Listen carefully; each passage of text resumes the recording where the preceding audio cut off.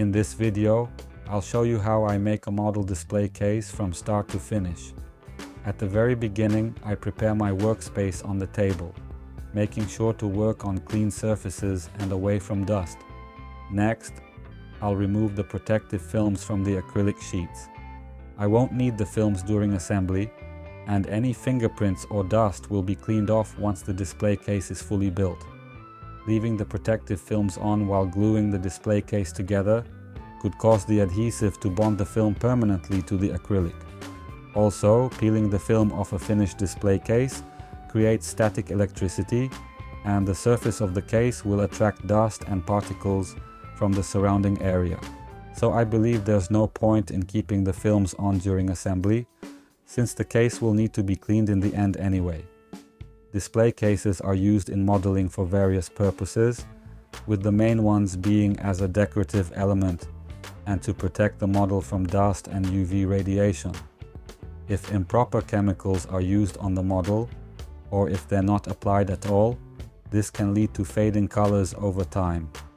A display case is also an interior that not only protects your models, but when properly prepared with a wooden base, can make transporting the models easier.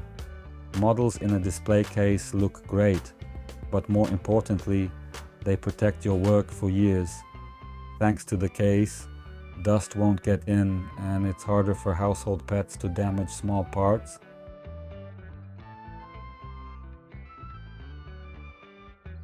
In the video, you can see how I protect the outer side of the display case, panels near the edges with yellow painter's tape to prevent the liquid glue from spilling onto the outer surface, and hardening after using the UV lamp.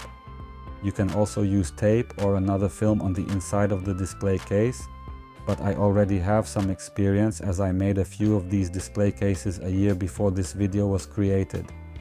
Protecting against glue spills is a tedious task, but it's worth doing to ensure greater comfort and security in controlling the glue.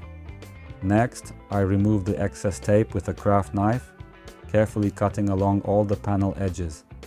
To glue the acrylic panels together, you can use different types of adhesives. I chose glue which has the feature of being cured with UV light. For the glue container, you need to use an applicator to which various needle tips can be screwed, available in different diameters.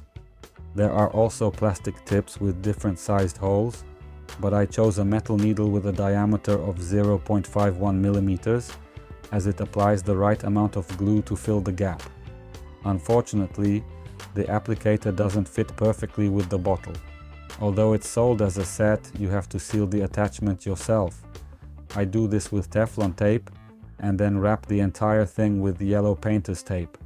This is quite troublesome, and you need to be extra careful to avoid the applicator leaking during the assembly, as it could stain the display case. The glue has its pros and cons.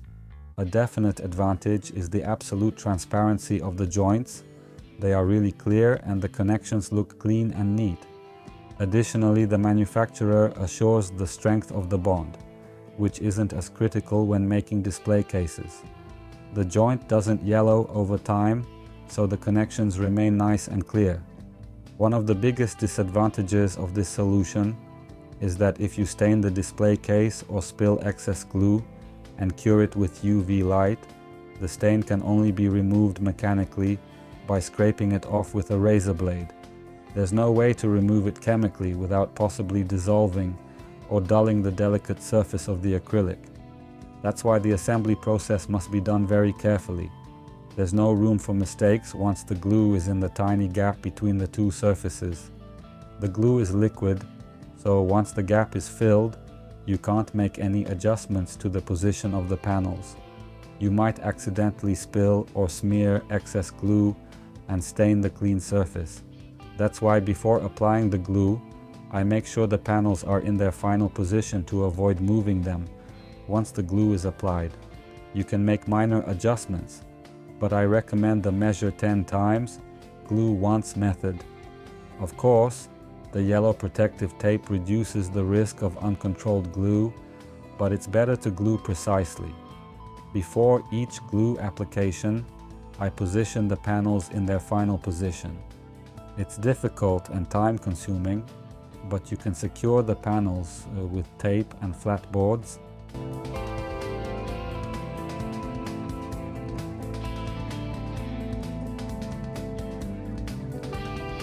In this video, I will be applying the glue and curing it with a UV lamp at normal speed, while the other actions are sped up by a factor of 2.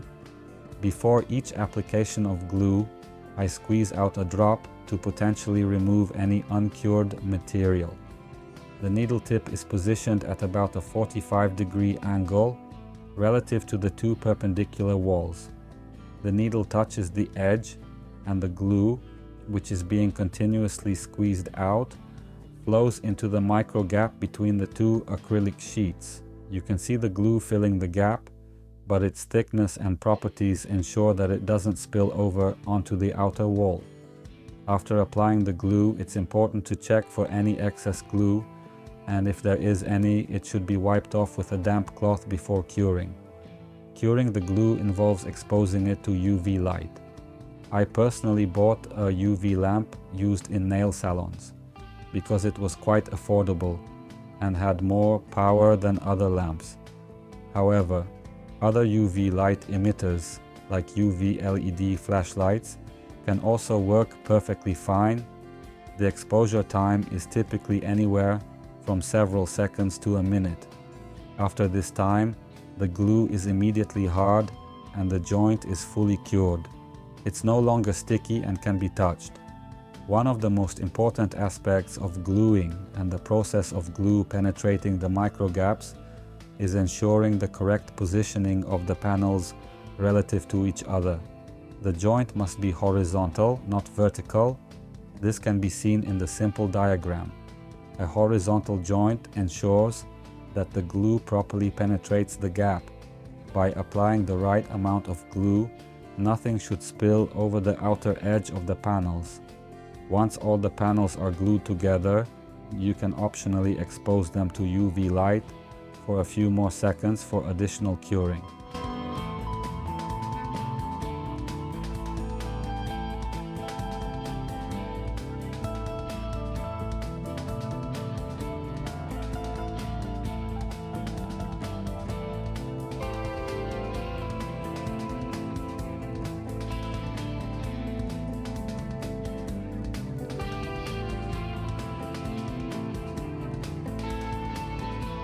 I make display cases for models in various sizes, but I've established 3 standard dimensions for them. Because I build ship models, I standardize 4 sizes that are universal for these types of vessels. These are micro display cases, small display cases, medium display cases, and large display cases. Micro cases are designed for models whose length does not exceed 35 centimeters. For example, small World War I torpedo boats in 1:200 scale or larger destroyers in 1:300 scale. You can now see one of these cases in the photo. I built it for the Polish torpedo boats. Small and medium cases are intended for destroyer models in 1:200 scale. These are usually ships of the Hunt II class and other vessels, whose length does not exceed 50 centimeters for small cases and 62 centimeters for medium cases. On my blog, I created a table with the dimensions of Polish World War II ships, and based on that, I standardized the display cases so that these models fit within the designated ranges. The website address is in the description of this video. Finally, there are large display cases, which are for battleship models in 1:300 scale, such as the Bismarck, Hood, or the Italian Vittorio Veneto, currently under construction. These cases also accommodate submarine models. I also built display cases for my 2 F-16 jet fighters, and these are the same dimensions in a square shape. Standardizing the sizes helps maintain a certain aesthetic for the models displayed on shelves. You can standardize the dimensions of your cases according to your preferences. I first took measurements of the models that interest me. And this is quite an important part because this is where you need to start. With a well thought out design, you'll need it to place an order for acrylic or glass sheets from a glazier. I made my design on a simple diagram. It's the middle page. The others have the dimensions of the display case boards, which I will cover in another episode. You can see the example dimensions and prices from that time. This is my design from March 2024, which I completed because in one order, I bought several acrylic sheets to build multiple display cases. I got a better price for the material, and by dedicating one whole day, I equipped myself with display cases that will last for years. I kept only one acrylic sheet to build a display case specifically for this video.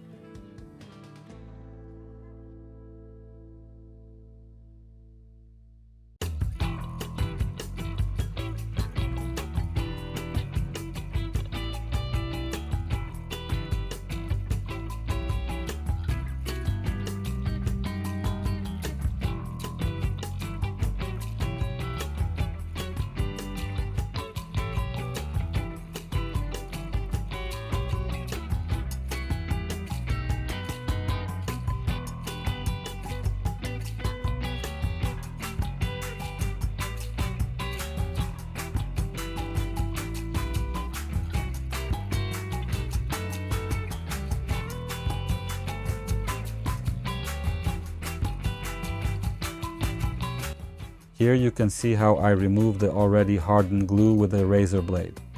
The construction of this display case was aimed at filming this process, and the range of motion and comfort weren't ideal, but still, I managed to scrape off the excess glue. A little about acrylic sheets. Acrylic sheets are the walls of your display case, and you can order them to your specifications, which I highly recommend. They come in various thicknesses, and it's important to think about which thickness you need because you have to balance aesthetics with functionality. For example, you wouldn't use 8mm thick walls for a very small display case because it would look like a transparent safe. For my display cases, I used 3mm thickness for the smallest cases and 4mm for the others. I think thicker sheets generate higher costs and aren't necessary for me. No forces act on the display cases, and they don't need armored walls. The thickness is crucial at the design stage of the display case, as it will determine the dimensions of the sheets you purchase. When designing your display case, you need to consider its height. This dimension is the same for all 4 walls, but the length of 2 walls will differ, as they need to be reduced on each side by the thickness of the wall. For example, if I want to insert a lid into a case that has a width of 10.8 centimeters, the width of the perpendicular walls should be 10.3 centimeters if the thickness of each wall is 3 millimeters. So you subtract 6 millimeters, the combined thickness of the left and right walls, 3 millimeters each, from 10.8 centimeters, and you get 10.2 centimeters. This diagram can be seen in a simple drawing, and I hope it's shown clearly. Building such display cases, not only for modeling purposes, can be done with different materials and by using various techniques to glue the walls together. I use acrylic because it's lightweight, safe to assemble, and flexible, meaning it's not prone to breaking like glass. However, I believe that glass display cases are more prestigious, look really amazing, and the pale greenish glow combined with the passing light enhances the visual effect of the model inside the case. But that's just my opinion and my taste. I don't want to be an opinion leader here because everyone has a different perception of aesthetics. Ultimately, I would like to keep my ship models in glass-fronted display cabinets, so I don't need display cases as much, but I still want to take care of presenting the models at various model events and make transportation easier. A good example of using a display case early in the model building process is to protect the model during construction. A good example of this is the construction of the Italian ship Vittorio Veneto, which is ongoing during the time this video was made. In addition to glass and acrylic, These materials need to be joined together.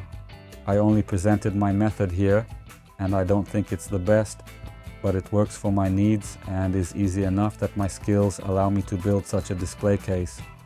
Modelers use various types of glues, such as silicones. Write in the comments if you know of other methods for gluing acrylic and glass together. Maybe your comment will be helpful to others. What else can I offer as practical advice? When buying, you can ask the seller to send you samples of acrylic in different thicknesses, or if they have some scraps. These scraps can be used to test the properties of the glue. It's a good idea to get to know your ally while building such a structure.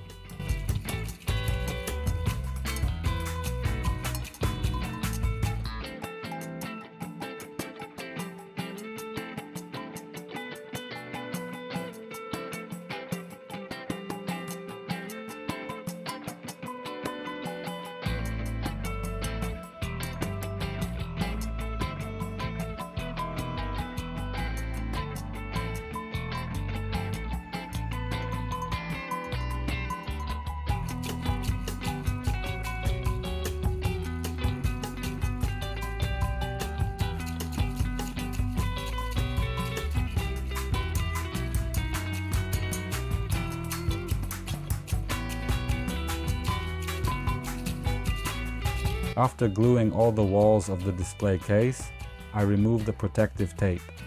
In my particular case, this time I used it only on the outside of the display case, so removing it is easy. Although the display case was treated at the end with a glass cleaner to remove, among other things, fingerprints and any greasy marks, I try to hold it by the edges from this point onward. Using a glass cleaner that doesn't contain alcohol, I clean all the surfaces of the display case. Here's one note: check how your cleaner works with acrylic, because some more aggressive cleaners can damage the surface of the case, leaving it matte, dissolved, or causing unpleasant marks that can't be removed later. Regardless of the material or the glue used, it's definitely a big help to create some kind of stand or frame which will allow us to position the walls of the display case perpendicular to each other at a 90-degree angle. This should help with precise gluing of the walls and also stabilize the acrylic panes so they don't shift during the gluing process. The process of stabilizing the panes is crucial, because gluing one wall to another will involve fitting the other walls together and even the wooden base, which, as I mentioned, I will cover in a separate video if needed. At the very end, when the display case is beautiful, new and shiny, I wrap it in protective film because I don't want it to get dusty or be exposed to any other damage. Then it will go to the waiting area, hoping that soon it will hold another model. Using protective film on the walls of the display case is more of an option, because if it's really needed in the here and now, there's no need to protect the structure unless it needs to be packed for, say, a model event. I also like to wrap my display cases in film for transport so they don't get damaged. However, the goal of wrapping here is different, because these are display cases that, when needed, will be ready and waiting for their time. I usually have planned models, and they are mostly similar in size, so the models fit comfortably in the cases and I can easily transfer them. Don't worry if your display case doesn't turn out perfectly. I've had 2 failures myself, and they weren't even the first 2, but these model making failures always get a second chance and serve as storage for unfinished models, which can be safely kept in the case, reducing the risk of damage or dust buildup. Remember, I just wanted to show you how I make these display cases. My goal was to encourage you and show that you don't need extraordinary skills to build a display case like this, especially if you want to make one custom-sized for your model rather than buying a ready-made one. Now you know the thought process, so if this video helped you, it's time to get to work. Thanks to everyone for watching my production, and I invite you to check out my future videos.